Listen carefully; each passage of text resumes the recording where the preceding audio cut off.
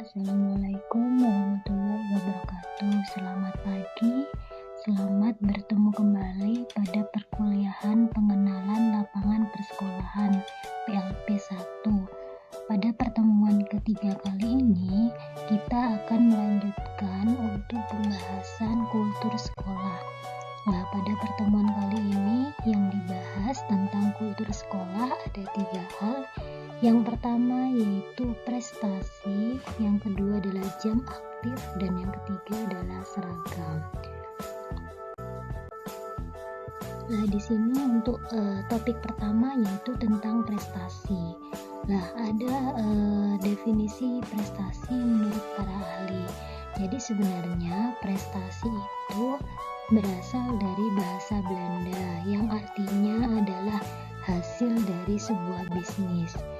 Nah, prestasi sendiri itu dapat dicapai dengan mengandalkan kemampuan intelektual, emosional, dan spiritual, serta ketahanan dalam menghadapi semua aspek situasi kehidupan. Nah, di sini ada para ahli yang sudah mendefinisikan tentang prestasi. Menurut Sultan pada tahun 1987, prestasi merupakan hasil yang telah dicapai dari yang telah dilakukan atau dikerjakan. Nah, sedangkan menurut Winkel tahun 2002, prestasi adalah bukti keberhasilan usaha yang dicapai. Sedangkan sekolah sendiri itu diartikan sebagai suatu sistem di mana pelaksanaan yang berorientasi pada kegiatan belajar mengajar dan pelaksanaan pengajaran, yakni adanya interaksi antara guru dan murid.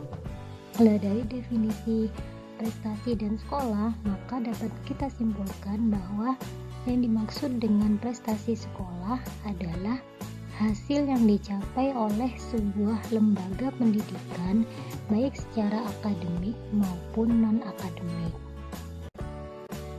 Di sini ada beberapa faktor yang mendukung prestasi sekolah. Di antaranya yaitu pertama adalah SDM, sumber daya manusia. Karena kita berbicara tentang dunia sekolah, berarti yang dimaksud SDM di sini itu meliputi kepala sekolah, kemudian pihak guru, dan siswa itu sendiri. Untuk faktor yang kedua yaitu fasilitas sarana dan prasarana. Jadi semakin bagus dan semakin lengkap sarana dan prasarana yang dimiliki oleh pihak sekolah, otomatis akan memberikan dukungan terhadap prestasi sekolah tersebut. Yang ketiga yaitu keterlibatan pihak luar. Yang dimaksud keterlibatan pihak luar di sini adalah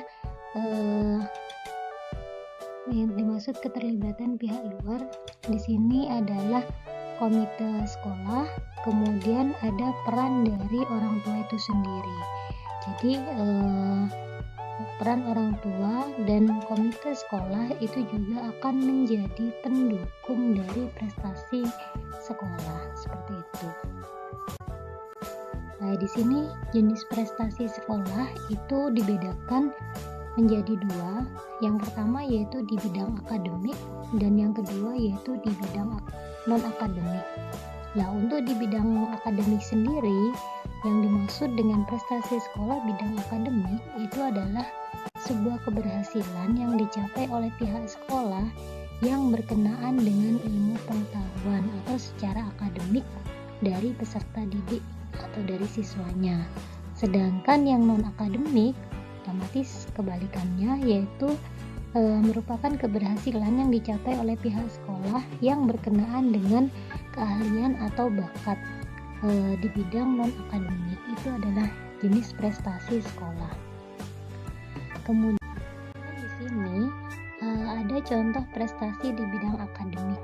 Yang pertama yaitu pemenang lomba OSN, yang kedua adalah peraih ajang siswa berprestasi, dan yang ketiga yaitu pemenang lomba penulisan artikel ilmiah. Jadi semua contoh itu salah satu contoh-contoh dari prestasi di bidang akademik.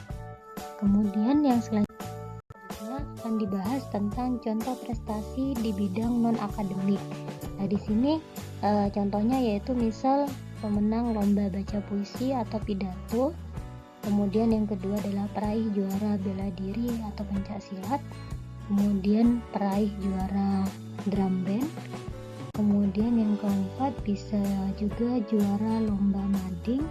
Serta yang terakhir yang lagi tren ini yaitu penghafal Al-Quran. Jadi perlombaan-perlombaan yang di bidang non-akademik, maka nanti prestasinya juga akan disebut sebagai prestasi di bidang non-akademik. Nah, untuk topik yang kedua yaitu jam aktif. Jam aktif di sini adalah waktu aktif di sekolah yang digunakan untuk proses pembelajaran. Jadi kalau kita cerita tentang jam aktif, berarti waktu yang disediakan oleh pihak sekolah untuk memfasilitasi peserta didik dalam mengikuti proses pembelajaran. Itu maksudnya jam aktif di sini. Kemudian di sini kenapa sekolah harus membuat jam aktif atau manfaatnya apa ketika dibuat jam aktif? Yang pertama yaitu tertib. Jadi adanya jam aktif yang dibuat oleh pihak sekolah dapat membantu menertibkan seluruh sivitas yang berada di sekolah, baik itu kepala sekolah, guru, siswa, serta pihak lain yang terlibat di sekolah tersebut. Jadi dengan adanya jam aktif ini, sekolah itu akan lebih tertib dibandingkan sekolah yang tidak memiliki jam aktif. Kemudian di sini yang kedua manfaatnya yaitu sebagai pengatur. Maksudnya seperti apa? Jam aktif yang sudah dibuat itu akan membantu guru dalam mengatur kegiatan pembelajaran di kelas, termasuk pengaturan lamanya materi yang akan diajarkan setiap harinya. Jadi dengan adanya jam aktif ini, guru akan lebih mudah ketika membuat perencanaan pembelajaran. Ya, misal topik bab 1 akan diajarkan selama 2 jam pelajaran.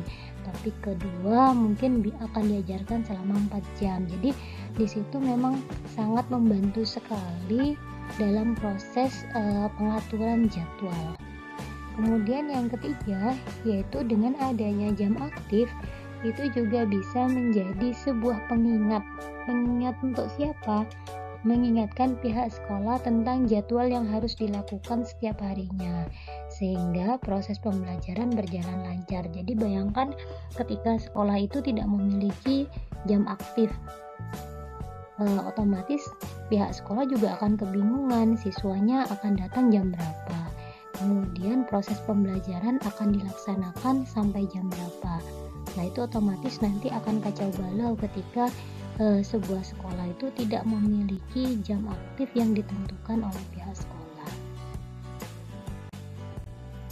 Nah, di sini jenis jam aktif sekolah untuk di Indonesia itu dibagi menjadi 2. Yang pertama yaitu jam normal. Artinya jam normal di sini sekolah seperti biasanya. Biasanya itu untuk jam aktif yang normal itu kurang lebih sekitar 8 JP. 8 jam pelajaran. Jadi bukan 8 jam tapi 8 JP. Karena kenapa? Karena setiap jenjang pendidikan itu jam pelajarannya berbeda-beda. Contoh misal ketika kalian di SD 1 jam pelajaran itu kurang lebih 30-35 menit. Sedangkan untuk tingkat SMP itu sekitar 40 menit. Untuk jenjang SMA sekitar 45 menit, sedangkan untuk jenjang perguruan tinggi itu kurang lebih 50 menit. Jadi di situ kita berbicaranya adalah JP, jam pelajaran, bukan jam secara normal. Kemudian yang kedua ada sekolah yang jenis aktif sekolahnya itu full day. Nah, full day ini artinya apa? Dia kurang lebih sekitar 12 jam pelajaran. Jadi banyak sekolah-sekolah modern yang sekarang sudah menerapkan full day. Artinya memang siswa itu difokuskan untuk berada di sekolah lebih lama dibandingkan di rumah. Ini kalau di kota-kota besar sudah menjadi hal yang biasa ya untuk melaksanakan proses pembelajaran secara full day. Tapi kalau di Bangkalan sendiri itu hanya beberapa sekolah yang menerapkan jenis jam full day seperti itu. Nah, setelah kita membahas tentang apa sih yang dimaksud dengan prestasi sekolah, kemudian apa sih yang dimaksud dengan jam pelajaran lah, sekarang kita membahas topik yang terakhir, yaitu di sini seragam sekolah. Seragam sekolah merupakan identitas dari sebuah sekolah.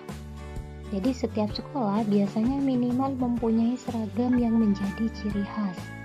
Sedangkan untuk seragam sekolah yang secara umum biasanya dibedakan dengan adanya atribut sekolah, sehingga dengan atribut bisa menunjukkan identitas dari sekolah tersebut. Jadi rata-rata seragam sekolah itu dibagi menjadi dua, yaitu seragam ciri khas dan seragam yang secara umum ya, seperti itu. Nah, di sini contoh seragam sekolah. Kalau yang seragam umum mungkin yang kita ketahui yaitu putih merah untuk tingkat sekolah dasar, putih biru untuk tingkat SMP, kemudian putih abu-abu untuk tingkat SMA. Sedangkan jenis seragam yang kedua biasanya adalah seragam olahraga. Nah, untuk seragam olahraga sendiri itu biasanya setiap angkatan di satu sekolah memiliki desain yang berbeda-beda. Jadi misal untuk kelas 10 seragamnya berwarna merah, untuk kelas 11 seragamnya berwarna oranye, dan untuk kelas 12 mungkin berwarna hijau. Atau bahkan ada juga sekolah yang setiap kelasnya itu diberi kebebasan untuk menentukan desainnya masing-masing. Jadi misal kelas 10A warnanya kepingin warna ungu, kelas 10B warnanya ingin ke warna biru dan sebagainya. Jadi di situ untuk seragam olahraga memang dikembalikan ke ketentuan dari pihak sekolah masing-masing. Kemudian di sini jenis seragam yang ketiga itu ada yang namanya seragam batik atau khusus. Biasanya setiap sekolah memiliki minimal satu seragam khusus yang menjadi identitas dari sekolah tersebut. Misal di sekolah-sekolah di Bangkalan ya, contohnya kalau di SMA 1 biasanya seragam khususnya itu warna putih, kemudian untuk bawahannya biasanya berwarna Pemda, jadi warna coklat ya, coklat seperti Pemda. Kemudian kalau di SMA 2 biasanya warna atasannya itu biru muda, kemudian untuk bawahannya biru agak gelap atau dongker, seperti itu. Jadi setiap sekolah pasti memiliki seragam batik, atau bisa jadi seragam batiknya itu diganti dengan seragam khusus. Kemudian yang ketiga yaitu seragam pramuka. Jadi hampir sama dengan seragam umum, namun biasanya ada sekolah yang meminta siswa menggunakan atribut lengkap. Jadi di beberapa sekolah ada yang masih menggunakan seragam pramuka, namun di situ seragam pramukanya harus dilengkapi dengan atribut-atribut. Contoh misal menggunakan hasduk atau menggunakan topi pramuka, seperti itu. Itu bisa menjadi ciri khas. Jadi intinya ketika kita melihat seragam sekolah dari seorang peserta didik, kita sudah bisa mengetahui peserta didik tersebut sekolah di mana. Jadi itu tujuannya kenapa setiap sekolah itu pasti memiliki seragam sekolah ya. Tuh. Oke, mungkin untuk kultur sekolah pada pertemuan kali ini cukup sekian. Di sini Ibu ingin mengajak kalian, ayo telusuri kultur sekolahnya, kenali masyarakatnya, pelajari kebiasaannya, nikmati hasilnya. Artinya apa? Artinya di situ kalian nanti ketika melaksanakan proses observasi PLP 1, silakan kalian menelusuri semua kultur sekolahnya. Lah, sambil kalian menelusuri kultur sekolahnya, otomatis kalian kan nanti pasti akan berkomunikasi dengan masyarakatnya. Masyarakatnya di situ meliputi siapa? Ya, kepala sekolah, ya wakasek, kemudian ada guru-guru, ada siswa. Jadi kalian harus mengenal dengan masyarakatnya. Kemudian apa? Pelajari kebiasaannya. Jadi di sekolah tersebut memiliki kebiasaan seperti apa? Oh, misal di pagi hari ada guru yang berdiri, untuk berjejer menyambut oleh siswa-siswinya ya. Berarti di situ kalian harus mempelajari kebiasaan-kebiasaan nanti ketika kalian ditempatkan di sebuah sekolah yang akan menjadi tempat PLP 1. Kemudian ketika kalian sudah menelusuri, mengenali, kemudian mempelajari, yang terakhir adalah menikmati hasilnya.